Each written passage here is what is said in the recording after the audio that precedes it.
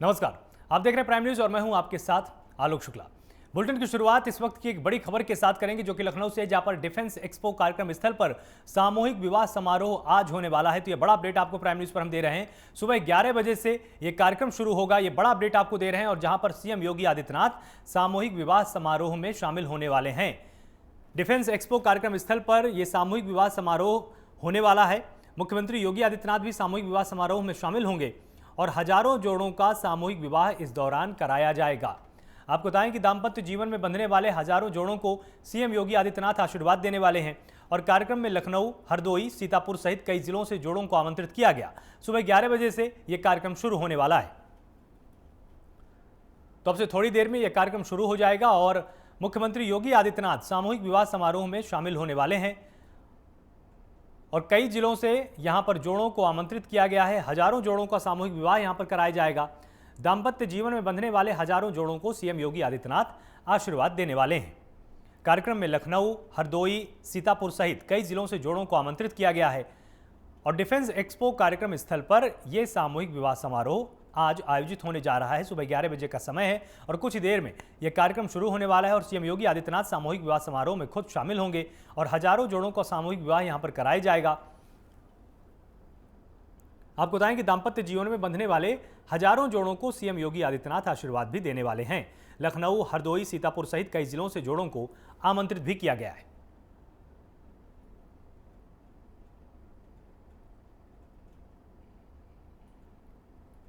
तो ये बड़ा अपडेट आपको प्राइम न्यूज पर हम दे रहे हैं, जहां पर सीएम योगी आदित्यनाथ सामूहिक विवाह समारोह में शामिल होने वाले हैं।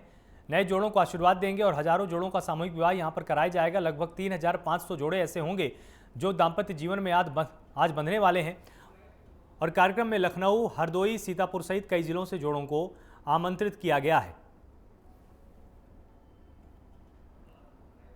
तो बड़ा अपडेट लखनऊ से है, जहां पर डिफेंस एक्सपो कार्यक्रम स्थल पर सामूहिक विवाह कार्यक्रम होगा। हजारों जोड़ों का सामूहिक विवाह कराया जाएगा और कई जिलों से यहां पर जोड़ों को आमंत्रित किया गया है। सुबह 11 बजे से यह कार्यक्रम शुरू होने वाला है।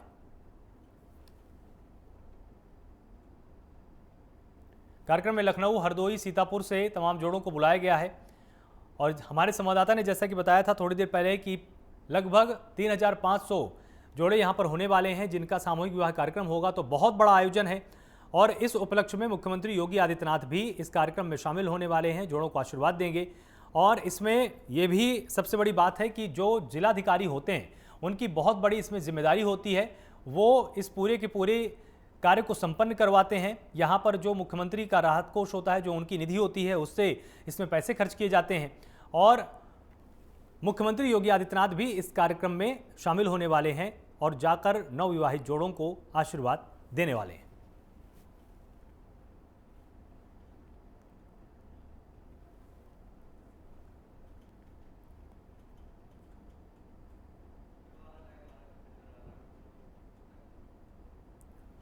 तो ये बड़ा अपडेट आपको हम लखनऊ से दे रहे हैं, जहां पर डिफेंस एक्सपो कार्यक्रम स्थल पर सामूहिक विवाह कार्यक्रम का आयोजन किया जाने वाला है। सुबह 11 बजे से ये कार्यक्रम शुरू होगा। बस कुछ ही देर में ये कार्यक्रम शुरू हो जाएगा और हजारों जोड़ों का सामूहिक विवाह आज यहां पर कराया जाना है। दाम्पत्य जीवन में बंधने वाले हजारों जोड़ों को सीएम योगी आदित्यनाथ यहां पर आशीर्वाद देने वाले हैं। कार्यक्रम में लखनऊ, हरदोई, सीतापुर से तमाम जोड़े आमंत्रित किए गए थे, वो यहां पर पहुंच चुके हैं और कुछ देर में कार्यक्रम की शुरुआत होगी। सामूहिक विवाह कार्यक्रम शुरू हो जाएगा और मुख्यमंत्री योगी आदित्यनाथ भी इस कार्यक्रम में शामिल होंगे, जोड़ों को आशीर्वाद देंगे। और साथ ही इससे ये संदेश देने की भी कोशिश कर रहे हैं कि अगर कोई गरीब है, अगर कोई पिछड़ा हुआ है तो उसको चिंता करने की ज़रूरत नहीं है। सरकार हर मुहिम पर अपनी जनता के साथ है और हर वो कार्यक्रम सरकार चला रही है जिससे कि लोगों का जीवन और भी ज़्यादा व्यवस्थित हो पाए।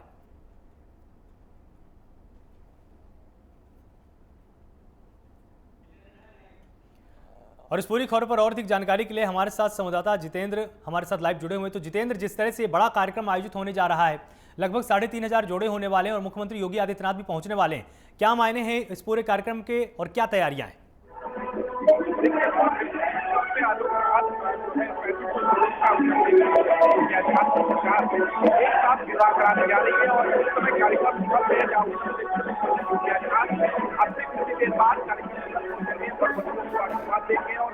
कहीं ना गई दूसरा में वो जो है मंत्री राव प्रसाद मौर्य और कहीं न कहीं ये तस्वीरों में देख सकते हैं कि ये आलोक ये 35 को जोड़े जो मंडल के आज वो एक साथ विवाह के बंधन में बंधेंगे और उनका विवाह होगा। तो तस्वीरों में साफ देखा जाता है कि भव्यता से पूरी तैयारी श्रम विभाग ने करा रखी थी और तैयारियों का जायजा करते ही मुख्यमंत्री और एक भव्य मंच पर डाल लगा है। तमाम तरह की व्यवस्था के लिए बुलंद से लेकर तमाम व्यवस्था की है और हर परिधान वो तो आलोक ये भव्यता से पूरा जो है आज आयोजन कराया जा रहा है। सरकार ने ये बड़ी उपलब्धियों की मंडल के यानी 7,000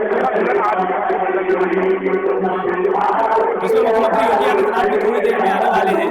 उनका क्या कार्यक्रम है और यहाँ पे कब तक पहुँच सकते हैं? देखिए 11 बजे समय दिया है आलोक और तैयारियां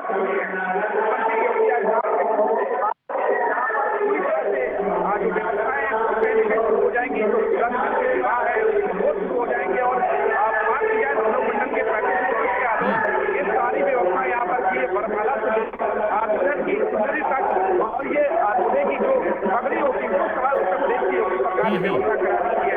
साथ ही 10,000 रुपए की व्यवस्था अकाउंट में डालने के लिए की जाएगी जो दूल्हे को या तो दिया जाएगा या फिर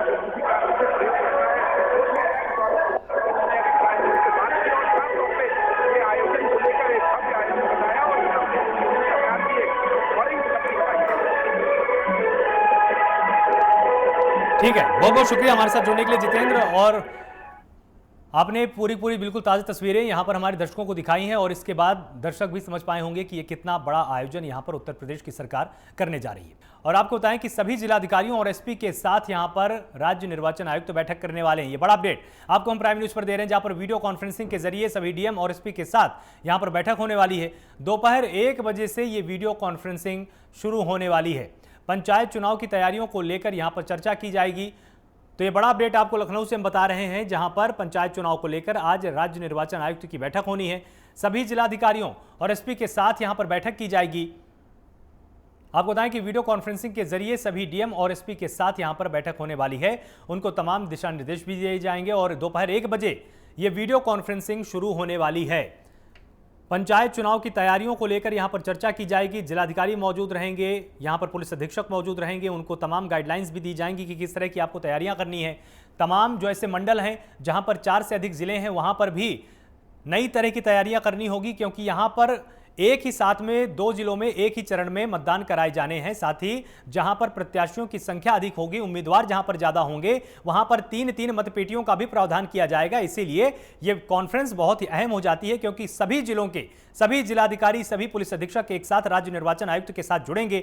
यहां पर यह मंथन किया जाएगा कि जो मंडल बड़े हैं, जहां पर 4 से अधिक जिले हैं, वहां पर किस तरह की तैयारी होगी, और जो छोटे मंडल हैं जिनमें कम जिले हैं, तो वहां पर प्रत्येक जिले में एक ही बार में एक चरण में पूरी मतदान की प्रक्रिया को संपन्न कराया जाएगा। साथ ही यह बात भी यहां पर ध्यान रखी जाएगी कि जो ज्यादा बड़े जिले हैं, जहां पर प्रत्याशियों की संख्या अधिक हो जाएगी, वहां पर मतपेटियों की संख्या भी बढ़ाई जाएगी। अब आइए आपको लखनऊ से एक और बड़ी खबर बता देते हैं, जहां प्रशासन ने जिला पंचायत अध्यक्षों के लिए आरक्षण की सूची जारी कर दी है। जिलों में क्षेत्र पंचायत प्रमुखों के लिए आरक्षित सीटों की संख्या तय कर दी गई है। ग्राम प्रधानों और ग्राम पंचायत सदस्यों के आरक्षण निर्धारण की प्रक्रिया तय कर दी गई है। बड़ा अपडेट आपको हम प्राइम न्यूज पर दे रहे हैं, जहां पर जिलों में क्षेत्र पंचायत प्रमुखों के लिए आरक्षित सीटों की संख्या तय की गई है और ग्राम प्रधानों और ग्राम पंचायत सदस्यों के आरक्षण निर्धारण की प्रक्रिया तय हो चुकी है। 26 मार्च तक आरक्षण और आवंटन की अंतिम सूची का प्रकाशन किया जाएगा। 20 से 22 मार्च तक आरक्षण और आवंटन की सूची जिला मुख्यालय से जारी की जाएगी। तो यह बड़ा अपडेट आपको हम प्राइम न्यूज पर दे रहे हैं, जहां पर 20 से 23 मार्च तक आपत्तियां भी मांगी जाएंगी और 24 से 25 मार्च तक आपत्तियों का पूरा निस्तारण किया जाएगा।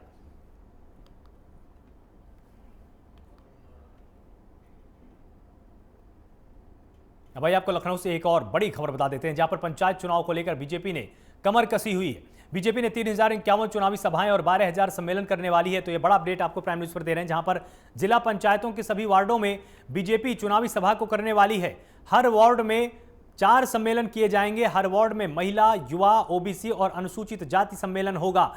तो ये बड़ा अपडेट आपको हम प्राइम न्यूज पर दे रहे हैं, जहां पर चुनावी सभा और सम्मेलन में सांसद, विधायक, मंत्री समेत प्रदेश के तमाम पदाधिकारी भी शामिल होने वाले हैं। जनता की तह तक पहुंचा जाएगा, जनता के जो मुद्दे हैं उन तक पहुंचा जाएगा। जनता को तमाम जनसभाएं आयोजित करके समझाया जाएगा कि सरकार किस तरह के काम कर रही है, सरकार की योजनाएं क्या हैं और वो योजनाएं धरातल पर कहां तक पहुंची हैं। इसीलिए बूथ स्तर पर बीजेपी ने अपनी कमर कसी है और लगातार आपको बताएं कि 3051 चुनावी सभाएं बीजेपी करने वाली है और 12,000 इनमें सम्मेलन शामिल होंगे। भाई आपको लखनऊ से एक और बड़ा अपडेट बता देते हैं, जो कि पंचायत चुनाव से ही जुड़ा हुआ है। एक ही जगह पर 3 साल से जमे अफसरों को पंचायत चुनाव के दौरान हटाया जाएगा, उनका तबादला होगा। ऐसे अफसरों की सूची शासन तैयार कर रहा है। 107 आईएएस और पीसीएस अफसरों की सूची तैयार की जा रही है, लिस्ट बन रही है। इसमें 107 आईएएस और पीसीएस अफसर हैं। पंचायत चुनाव से पहले ही बड़ा फेरबदल आपको उत्तर प्रदेश के अंदर देखने को मिल सकता है।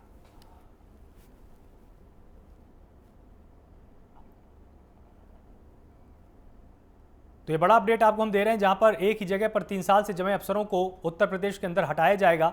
ऐसे अफसरों की सूची शासन तैयार कर रहा है, चिन्हित किया जा रहा है और यह बताया गया है कि 107 आईएएस और पीसीएस अधिकारियों की लिस्ट तैयार की जा रही है। पंचायत चुनाव से पहले उत्तर प्रदेश में बड़ा फेरबदल देखने को मिल सकता है। यह फेरबदल इसलिए जरूरी है ताकि किसी भी तरह से निर्वाचन की प्रक्रिया को प्रभावित ना किया जाए।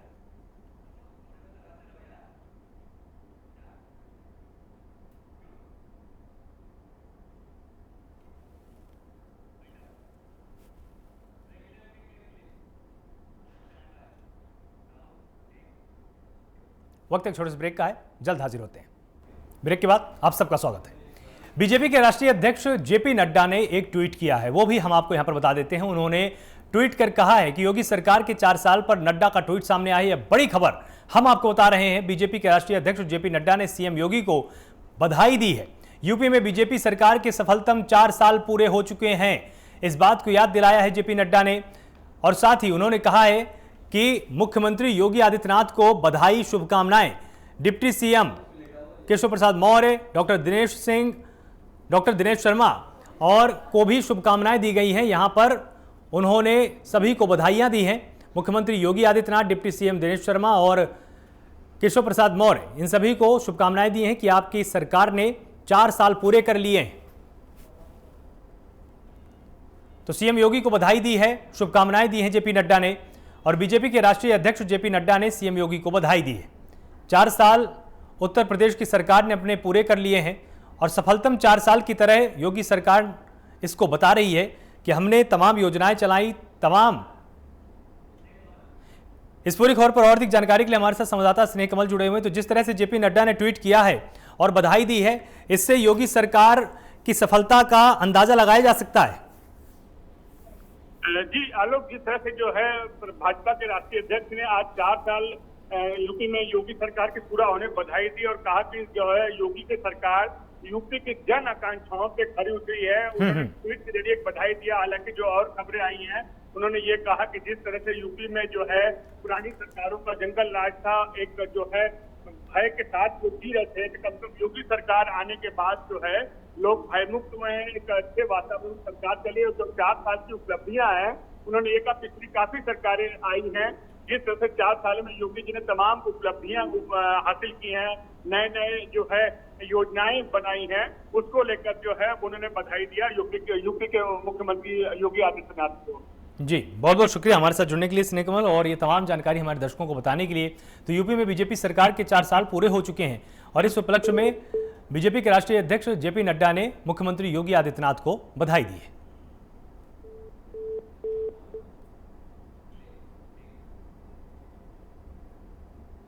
अब आइए आपको एक और बड़ी खबर बता देते हैं, जहां पर सपा सुप्रीमो अखिलेश यादव का भी ट्वीट सामने आया है।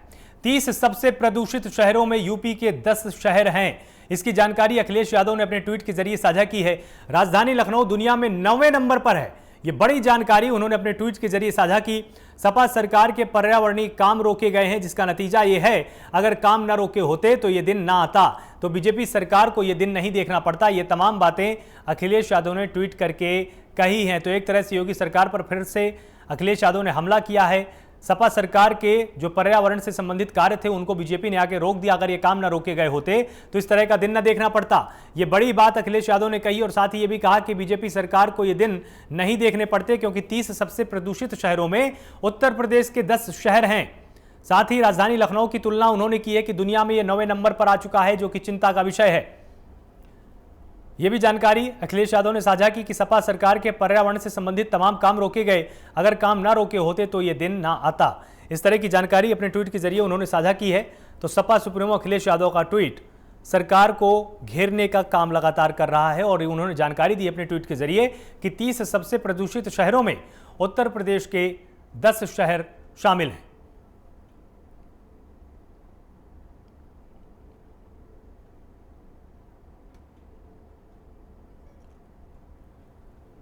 तो ये बड़ा अपडेट आपको प्राइम न्यूज पर हम दे रहे हैं, जहां पर अखिलेश यादव ने पर्यावरण के कार्यों को लेकर एक तंज कसा है। उत्तर प्रदेश की सरकार पर एक ट्वीट किया है और उसमें लिखा है कि 30 सबसे प्रदूषित शहरों में उत्तर प्रदेश के 10 शहरों का नाम शामिल है, जो कि चिंता का विषय है। साथ ही राजधानी लखनऊ दुनिया में 9वें नंबर पर है, यह भी गंभीर चिंता की बात है। साथ ही उन्होंने ये कहा कि सपा सरकार में जो भी पर्यावरण से संबंधित कार्य किए जा रहे थे उन कामों को योगी सरकार ने रोक दिया, जिसके चलते इस तरह की तस्वीर बनी है। अगर ये काम ना रोके गए होते तो ये दिन ना देखना पड़ता, बीजेपी सरकार को इस तरह की परिस्थितियों का सामना ना करना पड़ता। तो एक तरह से अखिलेश यादव ने अपने ट्वीट के जरिए योगी सरकार को घेरने की पूरी कोशिश की है। साथ ही पर्यावरण के मुद्दे पर सरकार का ध्यान खींचने की भी कोशिश की है कि किस तरह से पर्यावरण पर ध्यान देने की जरूरत है, क्योंकि 30 शहरों में 10 प्रदूषित शहर अगर उत्तर प्रदेश के हों तो यह वाकई में चिंता की बात है। साथ ही राजधानी का जिक्र उन्होंने किया कि राजधानी लखनऊ दुनिया में 9वें नंबर पर आती है। यह जानकारी साझा की है उन्होंने और सरकार पर तंज कसा है।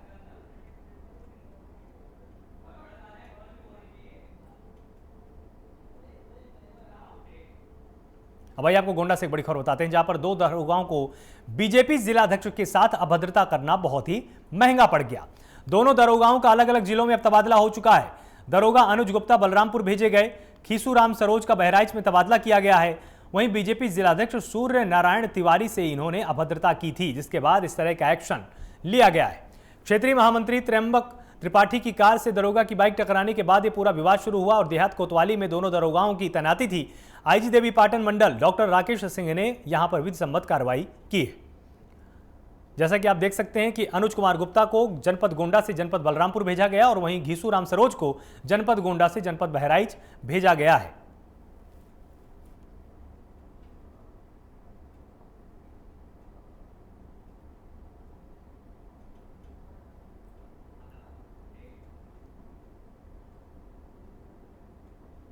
वहीं बांदा के मरका क्षेत्र में यमुना नदी में नहाने गई 2 युवतियां डूब गई।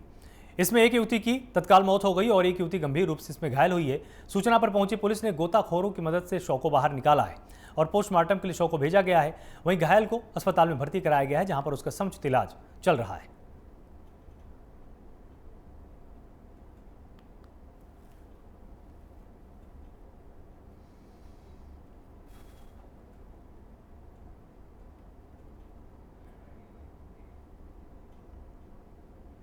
सोनभद्र में जिलाधिकारी अभिषेक सिंह, पुलिस अधीक्षक अमरेंद्र प्रसाद सिंह की अध्यक्षता में पुलिस लाइन में कानून व्यवस्था को लेकर मासिक अपराध गोष्ठी का आयोजन किया गया है। इस दौरान सैनिक सम्मेलन आयोजित कर समस्त थानों से आए कर्मचारीगण की समस्याओं के बारे में जानकारी भी दी गई और उनके निस्तारण के लिए निर्देश भी दिए गए। तो मासिक अपराध गोष्ठी का आयोजन किया गया। कानून व्यवस्था को लेकर यह बड़ा आयोजन हुआ है। डीएम, एसपी समेत कई अधिकारी इसमें शामिल हुए।